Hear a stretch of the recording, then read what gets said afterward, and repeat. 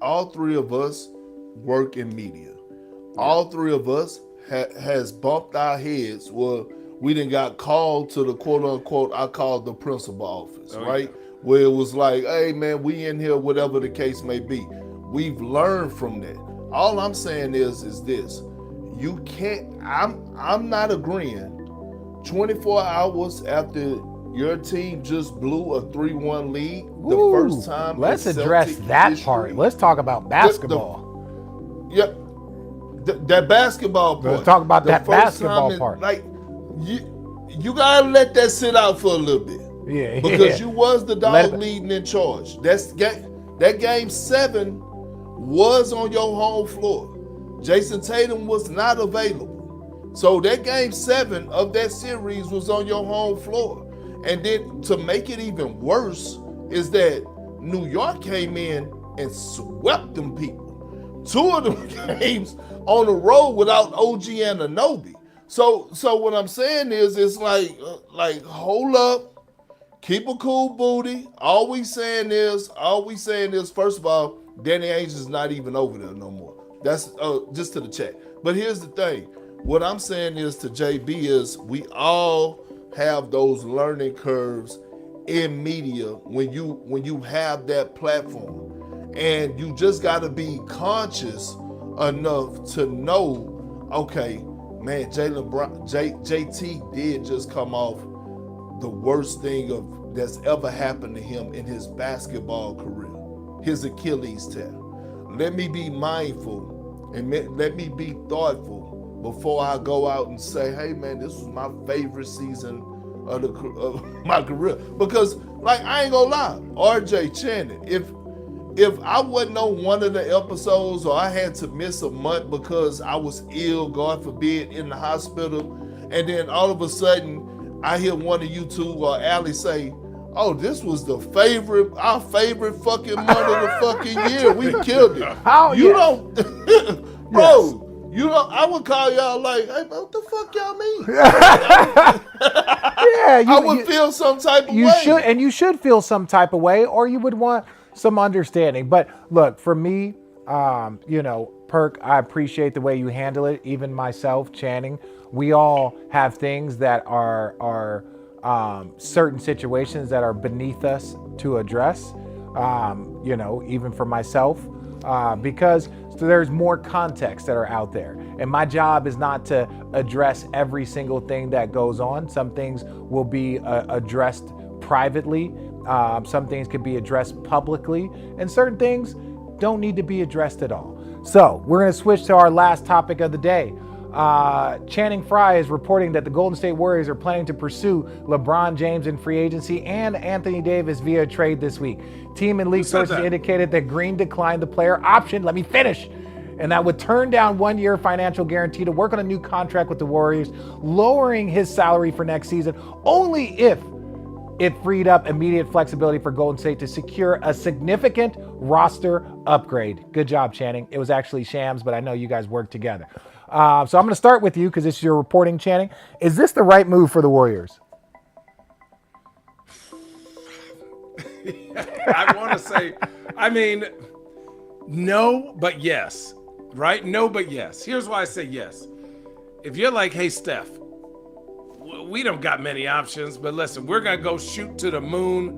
We're going to shoot to the sun. And if we land in the stars, one, you're going to sell crazy amounts of tickets. 1, 2, that's a very smart team.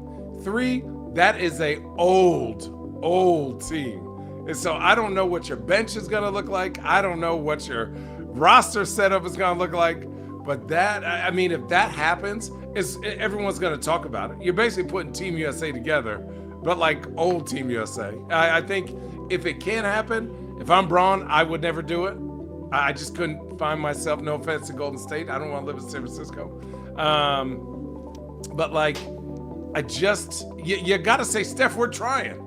Like Mike Dunleavy Jr. is like, hey, look, we're going for these guys. This is who we can afford. And, you got Jimmy Butler, Draymond, Steph, AD, and Bron. That sounds like a 2K team. But if it works, Okay, but who's on your bench? That's a big roster. Let me put something on y'all mind real quick. Talk to me. Draymond is represented by who? Clutch. Anthony Davis is represented by who? Clutch. LeBron James is represented by who? Rich Paul. Clutch. Yeah, right, so it's a, when I saw this, it's a lot of things that we could kind of dive into. So I'm like, okay, this possibly could happen. We know on record, Bron has said one person he would love to play with is Steph. We saw it in the Olympics, like those two-man game is crazy. I got that part of it. We know the relationship with Draymond, but we also know that Draymond just opted out, so it's a contract negotiation now. Trae Young just got $200+ million. It's also a contract negotiation there for Anthony Davis if it is one with the Wizards.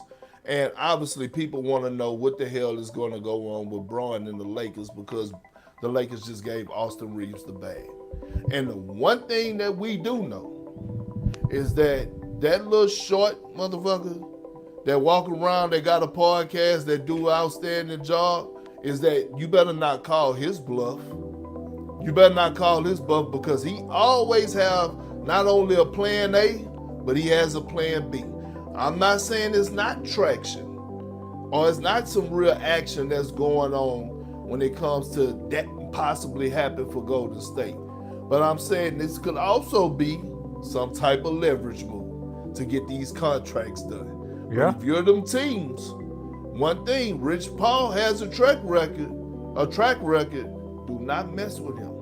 Do not call his bluff. Can we do a history lesson? So Rich Paul, to me, Rich Paul had to learn some podcast lessons too, didn't he? Rich Paul. So I say that, and Rich is my guy.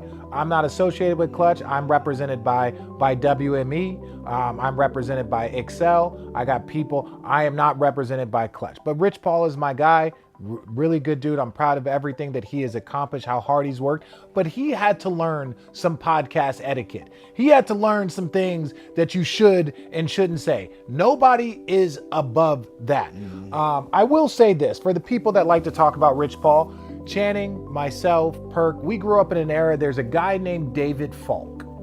You should go look at David Falk. David Falk was the first puppet master the NBA had ever seen.